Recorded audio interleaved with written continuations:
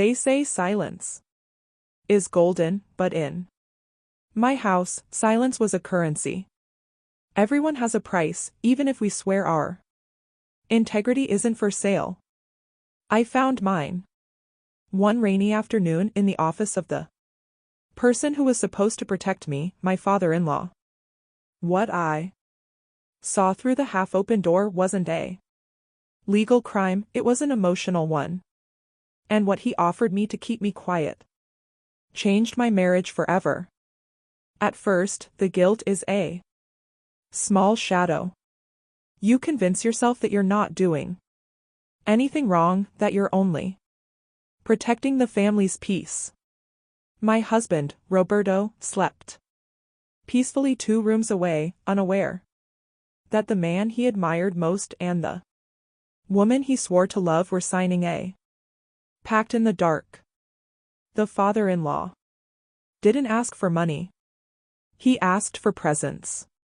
He asked him to listen, to keep him company during his sleepless nights, and then he asked him to touch him. People think infidelity is just skin to skin. They're wrong. True infidelity is the complicity of secrecy.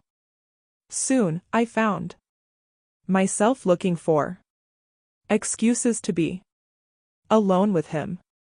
The adrenaline rush of the 3 of us having dinner at the same table, while underneath he brushed against my foot with the confidence of someone who possesses a secret, was a drug more potent than the love I once felt for Roberto.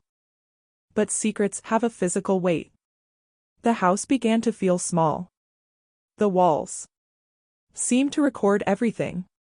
The day Roberto found the red envelope in my purse, he didn't find photos or messages. He found a key. The key to an apartment his own father had rented in my name. In that second, the contract was broken, and the silence became a scream that shattered 3 lives in a single blink. Today, the office is empty and the silence has returned, but this time it's the silence of absolute absence. I learned that when you agree to play someone else's game, you stop being the player and become the trophy. If you're ever offered a deal for your silence, remember, the price you pay isn't money, it's the version of yourself you'll never get back. But the red envelope wasn't the end. It was the beginning of a silent pursuit. My father-in-law wasn't a man to surrender, he understood power as an extension of his will. One night, while Roberto was away on a business trip, the rain pounded against the living room windows with a violence that seemed to want to break in. I heard the front door open. They weren't my husband's keys. They were his. He didn't turn on the lights. He stood in the doorway, soaked with that look of someone who knows that fear and desire are one and the same. Roberto's not here, I whispered, trying to find my voice in the darkness. He took a step toward me, closing the distance until I could feel the coolness of his coat and the warmth of his breath on my neck. I know, he replied. That's why I'm here. He took my arm with a firmness that made me tremble, not from fear, but from a submission I was ashamed to admit.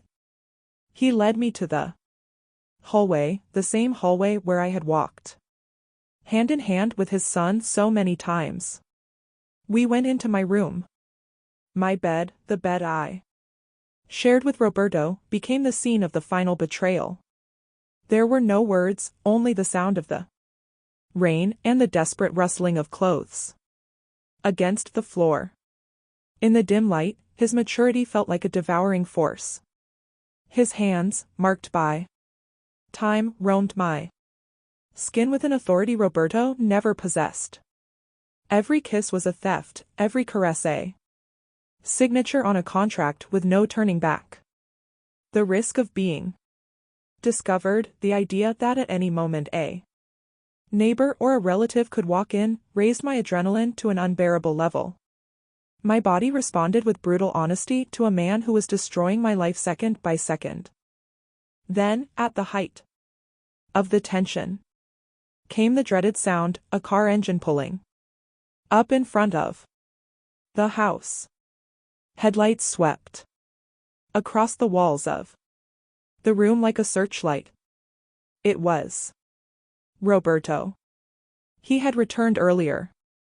The adrenaline rush shifted from pleasure to pure terror. My father-in-law sat up with a calmness that made me nauseous. He put on his shirt while I, with trembling hands, tried to conceal any trace of what had just happened. We heard the key turn in the downstairs lock. "Hello, is anyone there?" my husband's voice called from the entrance. My father-in-law leaned close to my ear, his breath brushing against it. "One last time. Hide me in the closet," he whispered with a cold smile, "or tell her the truth and watch the world you love burn before your eyes." In that instant, with Roberto's footsteps echoing up the stairs, I understood that I was no longer an accomplice. I was a prisoner. Roberto's footsteps stopped right behind the door. My heart pounded in my ribs so violently I feared he could hear it from the hallway. My father-in-law didn't move toward the closet. Instead, he cornered me against the door, pressing his body to mine, forcing me to feel his heat while his son called from the other side. "Elena? Are you awake?" Roberto asked, his hand already turning the doorknob. Terror transformed into liquid electricity. My father-in-law covered my mouth with one hand while with the other he slowly moved down my back, claiming my skin in the most dangerous moment of my life. The perversion of the risk was complete, feeling the father's desire while hearing the son's voice inches away. I'm in the shower, Roberto," I managed to cry out, my voice breaking, as my father-in-law bit my earlobe with an intensity that almost made me moan with pain and pleasure. When we heard Roberto walk away toward the kitchen, the tension exploded into something much darker. My father-in-law dragged me to the darkest corner of the room. There was no trace left of the protection he had offered me at first. Now it was absolute possession. He forced me to kneel before him in the darkness, whispering that I now belonged to him, that every inch of my body was marked by his secret. It was a boundless surrender, an intimacy stripped of any trace of love. It was pure power. His hands were rough, his rhythm relentless, as if he wanted to erase the imprint of his son from my very being. At the climax of that darkness, he forced me to look at the wedding portrait on the nightstand. "Look at him," he ordered in a hoarse voice, "while you feel me." In that instant, the pleasure was as devastating as the disgust.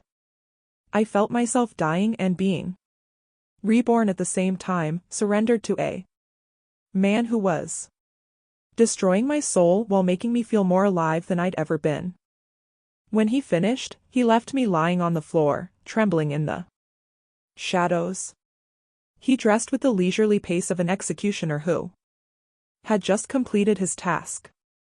Before climbing out the window onto the balcony, he bent down and placed a wad of bills on Roberto's pillow. "For the anniversary present," he whispered with a cruelty that chilled me to the bone.